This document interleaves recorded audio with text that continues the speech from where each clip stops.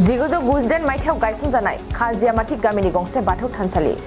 बे गामिनि बाथौ थानसालिया रुफाथि मायथाइ फोरबो फालिथायखौ गाजा गोमजायै खुंफुंदों। रायखांनो गोनांदि धेमाजि जिल्ला गगामुगनि जयरामपुर पन्चायतनि सिङाव थानाय खाजियामाथि गामिनि बाथौ थानसालिया ओनसोलनि गिबिसिन थानसालि। बे खाजियामाथि गामियाव थांलाय फैलाय खालामनायनि मोजां लामा गैयाब्लाबो नाथाय ओनसोलनि गिबिसिन बाथौ थानसालिनि रुफाथि मायथाइ फोरबोखौ दिनै गाब गोनां हाबाफारि लानानै खुंफुंनाय जायो। दिनै बे रुफाथि मायथाइ फालिथायावनो गाहाय आलासि महरै गगामुग बियाब दुलाराय बाथौ गौथुमनि आफादगिरि राजकुमार बसुमतारिया बाहागो लायो। बेजों लोगोसेनो थांखिजानाय बुंथिगिरि सुभाष बसुमतारि, हेमन्त सनामुलिया, कातिराम नार्जारिजों लोगोसे गोबां रायजो राजा सिबियारिफ्राबो बाहागो लादों। बे रुफाथि मायथाइ फालिथायनि समावनो दिनै जोंनि बडलेण्ड बुब्लिनि खौरांगिरि बिमल गयारिनि लानाय खौराङाव बिबानगिरिया मा बुंदों फै आबुं बाथ्राखौ मिथिना लानि। दिनै जोङो खाजियामाथि गामिया रुफाथि फोरबो फालिनायनि थांखियानो बेनो। जों 1989 मायथाइयावनो जों बे थानसालिखौ गायसंजेनदोंमोन। गोदो गोदायनिफ्राय जोंहा थानसालि गायसंनायनि सिगांनो जोंनि आजौ बिजौफ्रा बे धोरोमखौ गुबुंले रोखोमै दाउ अमा बोरमा दाननानै फुजियोमोन।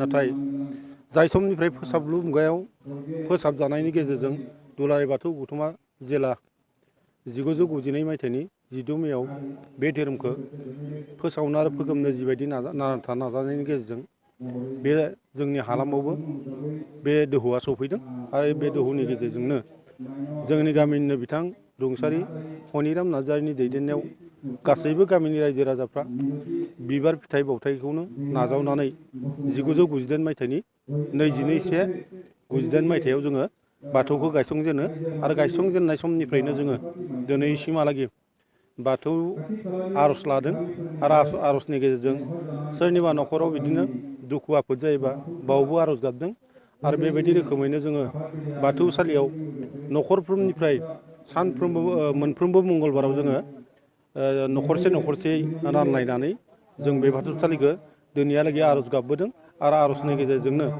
गासैबो न'खरनि सुबुं अनजिमानि जिउफ्रा अरायबो गोथार आरो गेबेङै दैदेननानै दङ। दा बेनि थाखायनो जोङो बैफोर माखासे फोथायनायफोरखौ मोननायनि गेजेरजोंनो दिनै 25 बोसोराव आगान होबाय।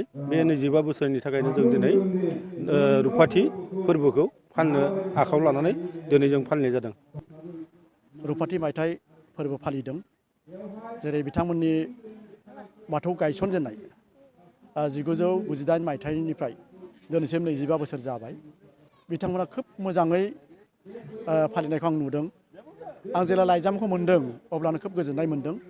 दानो गगामुग बियाबनि सिङाव जिबां गामि दङ बेनो गिबि रुफाथि मायथाइ फालिनाया। जेरै गुबुनाव आं नुवाखै। दा बेनिखायनो बिथांमोनखौ आं साबायखर बावनांगोन, साबायखर होगोन गगामुग बियाबनि जानानै।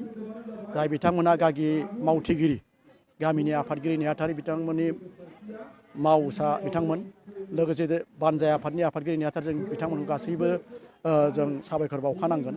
मानोना ओरैबायदि मोजाङै फुंनिफ्राय दा नै दासिम जिबायदि मोजाङै हाबाफारि लानानै मोजाङै खुंदों बेखौ आं साबायखर बावदों।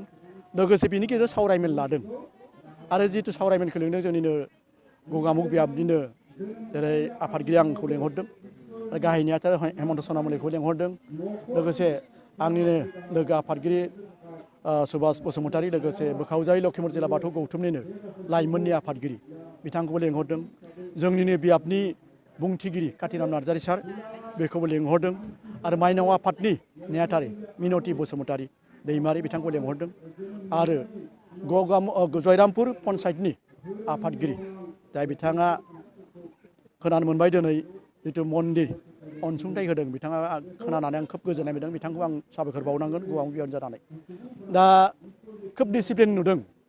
आं सान्दों दहायबो बुंखादों आङो बिबुंथियाव बिथांमोना गगामुग बियाबनि सिङाव खाजियामाथि गामिया गिबि दिन्थिजेनबाय रुफाथि फोरबो फालिनायखौ। हयथ' बेखौ नुनानै गुबुन गामियाबो हयथ' रुफाथि फोरबो फालिनो बारलांबाय। निस्सय सनाथि मायथाइ फालिनायाव मैखोमै दानिफ्राय एसे नोजोर होगोन बा जोंबो खुंगोन बे माइन्डआ फैगोन नामा आं सान्दों आरो।